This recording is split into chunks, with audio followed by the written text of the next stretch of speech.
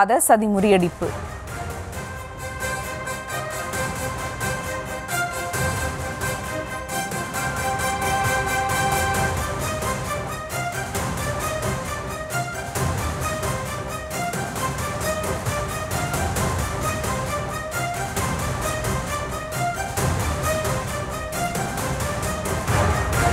அண்மை செய்தி.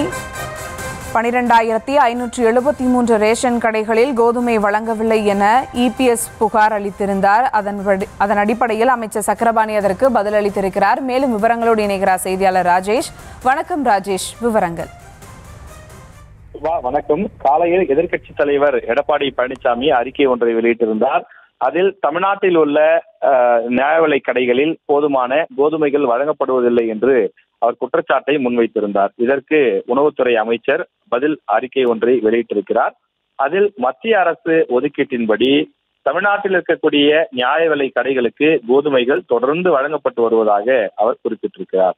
நவம்பர் மாதத்திற்கான கோதுமை ஒதுக்கீடு முழுவதுமாக 15ஆம் தேதிக்குள்ளாக அனைத்து நியாய விலை கடைகளுக்கும் அனுப்பி வைக்கப்பட்டுவிடும் என்றும், நடப்பாண்டு குறுவை பருவத்தில் வரலாறு காணாத சாதனையாக 13 லட்சம் மெட்ரிக் டன் நெல் கொள்முதல் செய்து 1.75 லட்சம் நெல் விவசாயிகளுக்கு ரூபாய் 3,249 கோடி பணம் வழங்கப்பட்டுள்ளது என்றும் அவர் குறிப்பிட்டிருக்கின்றார்.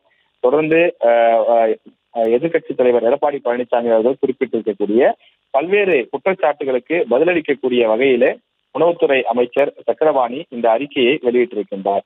தொடர்ந்து இந்த கோதுமையை பொறுத்தவரையிலே தொடர்ந்து வழங்கப்பட்டு வருவதாகவும், உணவு மற்றும் பொது விநியோக திட்டம் மற்றும் புதிய மற்றும் புதுப்பிக்கத்தக்க எரிசக்தி துறை அமைச்சர் அவர்களை நேரில் சந்தித்து வைத்த கோரிக்கையினுடைய அடிப்படையில அக்டோபர் 2024 முதல் பிப்ரவரி 2025 வரை 8,576 மெட்ரிக் டன்னிலிருந்து 17,100 மெட்ரிக் டன்னாக உயர்த்தப்பட்டு பொதுமக்களுக்கு தங்கு தடையின்றி நியாய விலை கடைகளில் விநியோகம் செய்யப்பட்டு வந்தது எனவும், தற்போது மார்ச் 2025 முதல் கோதுமை ஒதுக்கீட்டை பழைய அளவிற்கே குறைத்த போதும் தற்போது மாதம் தொடர்ந்து அந்த அளவு என்பது குறைக்கப்பட்டிருப்பதாகவும், இதனை தொடர்ந்துதான் நவம்பர் மாதத்திற்கான அந்த கோதுமை என்பது மாவட்டங்களுக்கு உப ஒதுக்கீடு செய்யப்பட்டிருப்பதாகவும் அவர் குறிப்பிட்டிருக்கின்றார். எனவே பொதுமக்களுக்கு தங்கு தடையின்றி கோதுமை வழங்கப்படும் என்று உணவுத்துறை அமைச்சர் குறிப்பிட்டிருக்கிறார்.